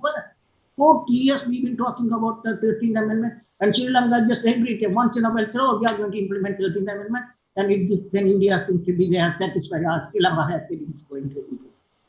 So we had to go beyond 13th Amendment. We had to allow the people to decide their future. Then I come to the geopolitical thing.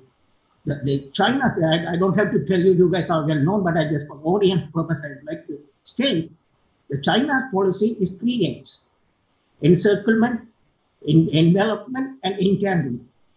So by having a harbor in Kuala, by having a harbor in Coco Island in Myanmar and the Hambantota harbor, China has encircled India. China has created a string of lines around India.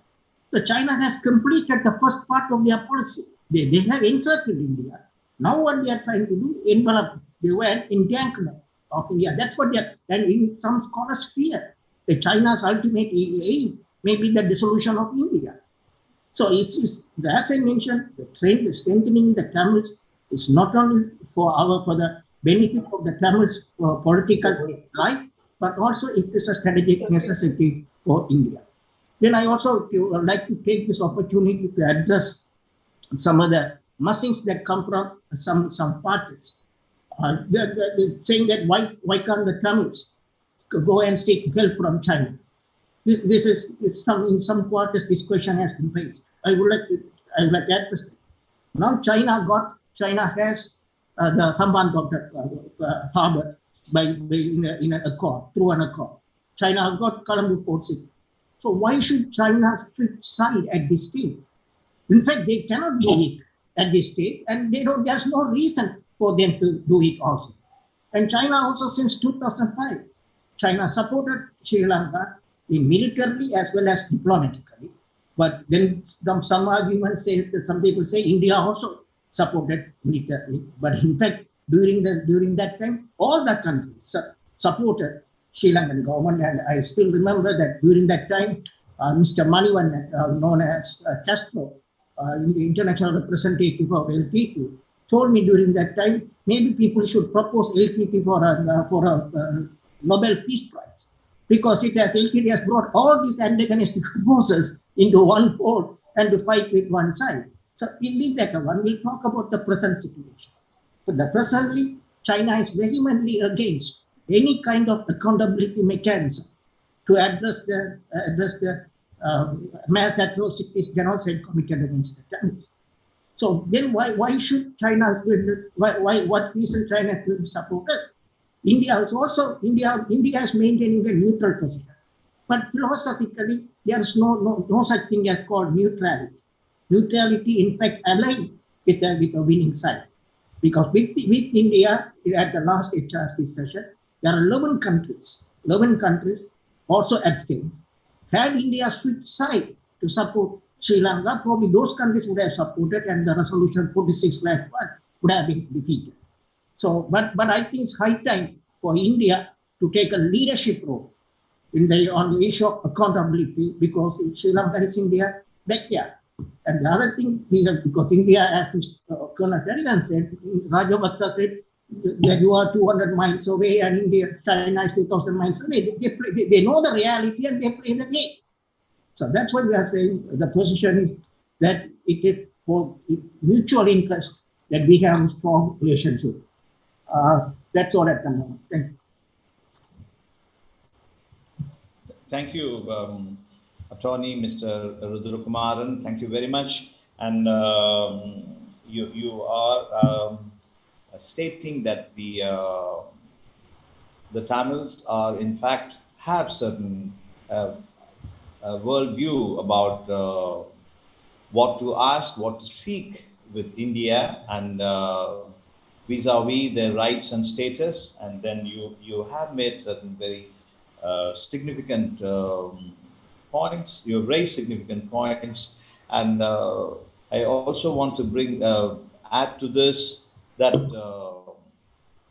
since 2009, that the Tamil community has also come into an opinion, and not only an opinion, and in the story, a kind of an understanding and self-awareness that they are the land rights, and then the ocean line, and as a strategic community, this awareness is also increasing, and with the Tamil community in the northern east, as much as they face the pressure from the Sri Lankan government. And so now this also brings before us with about, like, what should the Tamils ask with the Indian government or with the world? And these questions are also coming to the fore. And so this is a very, very important aspect of our conversation. And as keeping the time factor in mind, we have the 30 minutes to go and not more than that for the entire discussion. And the speakers, the panel members would have the right to come back and make their 2 to 3 minutes note of presentation. And I want to kind of take this opportunity to ask and to request if Mr. Jatindra from Trincomalee Strategic Institute, and he's also here with us. And if the technical team can help in unmuting, and then if Jatindra would like to join and to share 1 or 2 observations over the discussion, and if he's still in the group. And I would like to ask Jatindra for his observations. Jatindra is part of the strategic community in Trincomalee. And so may I ask Mr. Jatindra, if you're around, please join us.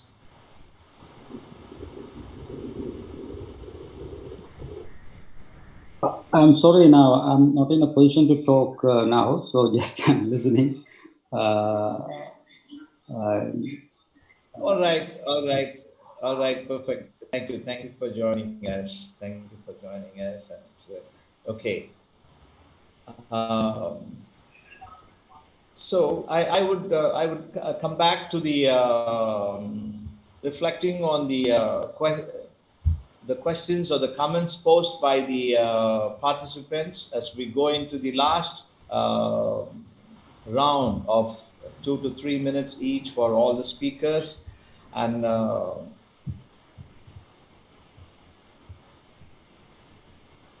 some of these questions that come before us is like, if the Tamil question or the Tamil rights is an inalienable factor in sustaining the territorial, securing the interest of India, how would India appreciate the Tamil question? And so in terms of securing the rights and securing the territorial integrity and the safety and security of India's borders, and this question has come. And so this in keeping in mind of the previous, some of the postures raised by the members, is that the surveillance, Sri Lanka has become a medium or an instrument of surveillance for China in the region. So this particular question poses from the other side, like, the Tamils are also asking what they have in mind about things. So that's instead of overlooking this kind of reflections, it is also important for us to understand and appreciate the Tamil perception and the Tamil worldview on strategy and security and safety for themselves, and safety and status and security for the the Tamil community and for the India as well. So with these reflections, and then larger questions, larger reflections have also been questions about, like, how, for instance, Colonel Ariyaran made a very interesting reference about the Tamil Nadu's the industrial status of Tamil Nadu and progress in IT industry, then how Tamil Nadu can also play a kind of an instrumental role in the northern east of Sri Lanka by investing and technical. Then one of the other participants said that, like, there are enough qualified, technically competent young men and women, children are there in northern east, but then the Sri Lankan government is not facilitating in setting up infrastructure for technical, enhancing the technical competence. So this is something that, like, whether Tamil Nadu government would do. And as a moderator, and before even passing this question as for reflection to the panel members, and I would like to say that in Sri Lankan government always, like, they look at India from the two dimensions. I'm sure that the other panel members would also agree that, like, the Sri Lankan government views about, like, what comes from Tamil Nadu and what comes from New Delhi. So this aspect, it also includes about investments. It's carried from, and for if Tamil Nadu kind of proposes an investment project and, like, investment in Sri Lanka, and Sri Lankan government is not only suspicious and, like, would put several breaks in its way. Actually, this is something that we are talking about, like, Indian investments in the northern east. We'll have to take a much larger understanding of the Sri Lankan government's foreign policy, how it deals with India, then how it places Tamil Nadu in the whole perspective. And I would also be happy to hear perspectives on the thing. Then Attorney Rudrakumaran also made certain important reflections over the India's position, and then what the Tamils are now asking in the last few decades, more emphatically in the last 10 years after the military resolution, the military means, and then the questions that before in the International Human Rights Council and several other the questions, and combined with that. So we move into the next 2 minutes, 2 to 3 minutes for each speaker before we wind up. And so we go back now with the we turn the order, and then, like, may I now invite Attorney Mr. Rudrakumaran first to make his a summary note of and share his reflections as part of the winding up notes of the first. I would like to invite Attorney Mr. Rudrakumaran. Thank you, Professor Manivannan. Yeah, as you mentioned, Tamil Nadu is our biggest strength, but I must also say that we were disappointed in 2009 that Tamil Nadu was not able to stop that Mullivaikal genocide. The question is whether the Indian foreign policy reflects the wishes of the domestic constituency. That's another topic. Maybe it's not. Maybe we can have a webinar on that issue. Secondly, what I would like to state, then the question, what can be done now? I think we have to think creatively. I think maybe India can take, and Colonel Karigaran also talk about the archaeological, the Sri Lanka's establishment of archaeological commissions and trying to colonize the Tamil areas. This is what's happening in Sri Lanka, to be honest, is actually a cultural genocide. Recently, what's happening is a cultural genocide. And as one of the judges at the International Court from the Yugoslavia International Tribunal stated, the cultural genocide is a demonstration of the intent to have a biological, physical destruction. So we have to prevent these things. So what can be done in a legal manner? Maybe India can take this issue. India can take this issue to the International Court of Justice. You don't have to worry about the Security Council or the veto or anything. India is a party to the Genocide Convention. You can easily take this to the International Court of Justice, and you can ask the court to issue professional measures immediately. The ICJ has done so in the context of the Rohingya people. When Gambia took the action to the International Court of Justice with respect to Rohingya, the International Court of Justice immediately issued professional measures that need to be implemented. So presently, to stop this thing, I think India has to take this issue to the International Court of Justice, and we should try to we should ask for a professional measures to stop what's going on in Sri Lanka at the moment. Thank you.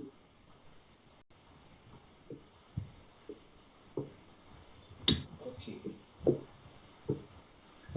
Thank you, Attorney Mr.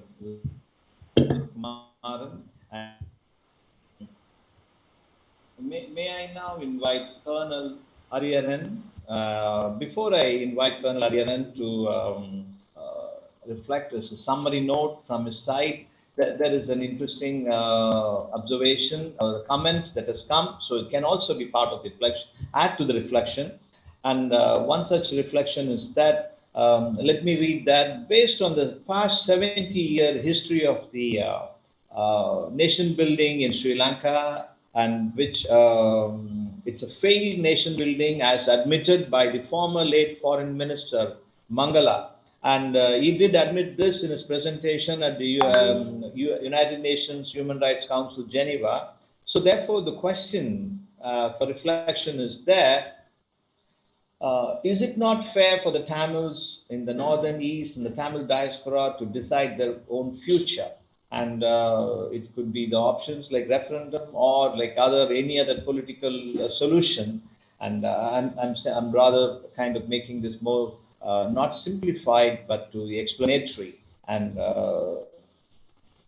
so this is one such reflection that has come, and also on the world order by another commentator. And so let me move on to Colonel Ariyaran. Colonel Ariyaran, sir. My whole point was the Tamils should exert themselves more. It is not only Hexaware saying they should take it with the Tamil Nadu government. They have enough links. They should take it with diaspora to prevail upon Tamil Nadu government to do something constructive rather than the dialogue process. And secondly, I think the most urgent is not even the threat to the archaeological assets, but there is going to be delimitation of the constituencies. It is going to take place. Tamil population has come down. 15 lakh Tamils are on exile as refugees. They should get votes to take part in the election. That should be the priority. Otherwise, in the parliament, there will be less seats. The proportional representation itself is under threat. So these are the larger issues Sri Lankan constitution is facing. They should be addressed by politicians, not Colonel Hariharan sitting and second guessing. This is what they should be doing. Now, I cannot answer many of these questions because I don't have the wherewithal nor the access. But the Sri Lankan community must think of this. I think the Mangala, it's a great loss. He raised some of these issues. He had the courage as a Sinhalese, but as a Democrat to raise these issues. Actually, it is a very great loss to the Tamils, as much as to the Sinhalese and to the Sri Lanka nation that he passed away, thanks to this mismanaged COVID. So this is I think the first priority should be on this, getting votes for these 15 lakh guys, Sri Lanka Tamils living in exile. They should work on that. There can be a postal. There are, if they decide on that, ways can be evolved. And there are other temples. Just I can give you a whole list of things being done. Of course, if you go down, the guys will write. So you should actually, politics is inherent, conflict is inherent in politics. That is all I can say. Thank you. Thank you, Colonel Hariharan sir, and thank you very much for expressing that, like, you know, the Tamils are do have a right to say, and then they should find a way and find appropriate means and ways to explore the path to justice. And thank you very much, Colonel Hariharan sir. And may I invite Air Marshal Matheswaran sir. Thank you, Professor Manivannan. I think it's been an excellent discussion, and I've read lots of observations in the chat box. Almost lots of them are very relevant, and do give a sense of, you know, one can see the sense of anguish as well as the need for addressing, you know, a better life and better aspirations for the Elam Tamils. We are with you on that. But my observation, having watched this throughout the entire period from '83, I think one of the most significant weaknesses in the Tamil fraternity, Tamil fraternity particularly, being the fragmented, you know, lack of unity and the fragmentation that exists. And I think even today that continues to exist. And therefore, what Colonel Hariharan brings out is that Tamils need to raise their, observations. Maybe, I mean, of course, in the democratic manner, but that is extremely important to bring it to the. It has to be a constant effort. It needs to be brought to the, people both in India and rest of the world, as to, demand your rights. Nobody will give you your rights if you just sit quiet. So I think a united effort is extremely important. And I think it's sad that there is too much of fragmented, approach in this politics that exists today. I also want to, highlight what, the danger of delimitation exercise is a huge threat. I mean, it's not only going to be in Sri Lanka, even in India as well. Democracies are not majoritarianism is not democracy. When you just do a delimitation exercise, what you're doing is you're strengthening a majoritarian approach. And therefore, you need to actually, it's not only about representing certain number of people, but there needs to be given voice to territorial aspects of, the region in which the populations are rooted for centuries. And they need to be given. And that is what, the US Constitution recognized and brought about the Senate, which is an overarching, more powerful body than the Congress. Unlike in India, where Lok Sabha is the powerful body and Rajya Sabha is more of a dummy. And therefore, majoritarianism rules in these kind of democracies. I would call that as a flawed democracy. Voice must be raised, because you end up in a majoritarianism, it's a tyranny. Majoritarianism is a tyranny. And these are the areas one needs to correct, actually. For development, unless economic development comes in a rapid pace, divisions will continue to accentuate, particularly when there is such a huge, polarization of communities in Sri Lanka, as in Sri Lanka. Unless, rapid economic development comes in, these divisions will continue to exist and make things more difficult. Hence, I think, the right people need to take leadership positions and actually accelerate this process of economic development. I think Tamil Nadu, I don't understand why Tamil Nadu has not been exploited or have not been, encouraged to invest in a big way as a state alone. But I believe unless the Sri Lankan government plays ball, that's not going to be easy for, the industrialists in Tamil Nadu as well. So these are actually the opportunities which are, I would say, is low-hanging fruits. that actually can be, addressed நிறைவு செய்வோம். effectively வீர வணக்கம். நம் மொழி காக்க, இனம் காக்க, take us forward.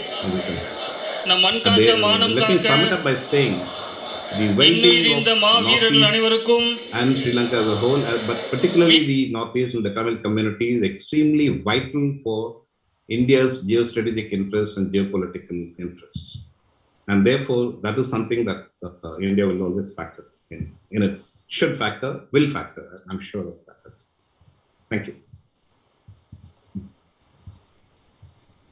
Thank you. Thank you very much, Air Marshal Matheswaran sir, for expressing a very, very significant observation, for making a point of order, and as well as a very significant expression what the Tamils have also been saying, that the safety and security of the Tamils in the north and east is very important for the security and integrity of India. Is very, very, it's an the bridge building for this discussion about the Tamil question and security implications for India. This is, I'm sure that this discussion this morning, and then in around the world that we are spread, sharing this day, and we certainly have built a kind of move towards building a bridge over this perspective of the safety and security of Tamils is intrinsic to the understanding of the security and strategic concerns of India. So this is a step in that direction, and I also want to make a very, very important observation through this discussion, is that the Tamil community in the last decade and more is coming around to a very important strategic understanding, which is historical, both contemporary, and in stating that not simply kind of saying that Tamils are a nation and Tamils are a sovereign society, sovereign people, but understanding the significance of the land and the geography has come into play a very important contribution to this debate at both at the national and the regional, as well as with global implications with the Indian Ocean and the Indo-Pacific. And so I want to kind of thank all the speakers, and each one in particular, and together all the speakers for sharing your perspectives and understanding, and for your very, very frank deliberations, and where at times it seemed like there are certain what it appeared like a discomfort, but I don't consider that these are inconvenience and discomforts, and to hear perspectives which are drawn from different contexts and different experiences, but more important to see how we can build bridge over addressing larger questions like justice and safety and security of humanity, and in this context the Tamils in the northern east of Sri Lanka. And so this I would like to thank Air Marshal Matheswaran for his very valuable insights and presentation, and more particularly for opening this the seed of awareness that the link between the Tamil safety and security, and then about the strategic implications to India. This is a very, very significant observation. And Colonel Hariharan sir, Colonel Hariharan is always very frank and very open, and it is seemingly critical, but I understand this very dispassionate intellect, very dispassionate observation that he makes. So it seems like critical, but I would like to clarify that he's very dispassionate, and he's very dispassionate. That comes from his long tenure and years in the military, and also like, he shares a very deep concern about the well-being of the Tamils, and he rather poses a question that, the Tamils should ask, and the world can address. The others will not give the Tamils anything without the Tamils asking what they want. So we should know what we want. And so that gives us certain, and throws a light into the tunnel that we are walking. And so thank you, Colonel Hariharan, sir. And I also would like to thank Attorney Mr. Rudrakumaran for his very, very insightful, not simply that insightful, insights come from over a discussion, but comes from a lifelong experiences, lifelong struggle for justice and for the Tamil cause. And they always say there's a very interesting about, like, the justice question, whether it is about the racial justice or the ethnic issues or the color, the gender. We have to be in the skin of the persons who are deprived, who are denied, who are abused, who are suffered. So I think about, like, when Attorney Rudrakumaran, when he speaks, and he shares from the much from the bottom of the realities and the sufferings the Tamil community and the Tamils of Northern East and Tamils of Sri Lanka have gone through. And then we deeply respect those reflections, and we want to do assure that, like, the time has come to address these reflections and also build bridges with the world and with India and with the rest of the world as well. And I want to thank you all for these for the reflections and times and perspectives. I want to thank all the distinguished members of the audience, and for your patience. And it has been more than about 150 minutes, 100, I mean, like, 2 hours, and virtually about, like, the 20 minutes, and close to 2.5 hours we have been sharing this space and listening, and then, like, interacting with each other. The comments and questions have been posed and responded very swiftly by the, and very gently and swiftly by the speakers. And thank you also for cooperating and with the process, and for understanding the procedures of the exchanges that we had set upon. And I want to say, wind up this with a word, with a message from the Indian Ocean Strategic Studies Incorporated.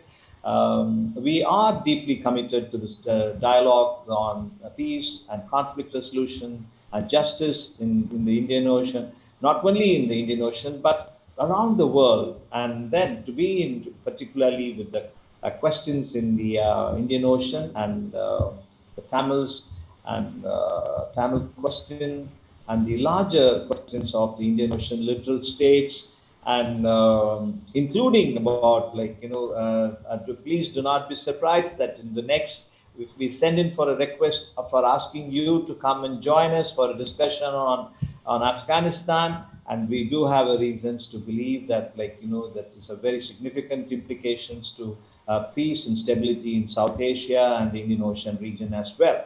And thank you one and all for joining us through this, the Indian Ocean Strategic Studies Incorporated. We want to thank each one of you for taking time and sharing your Sunday with us. Thank you all once again. Thank you very much. Thank you. Thank you very much.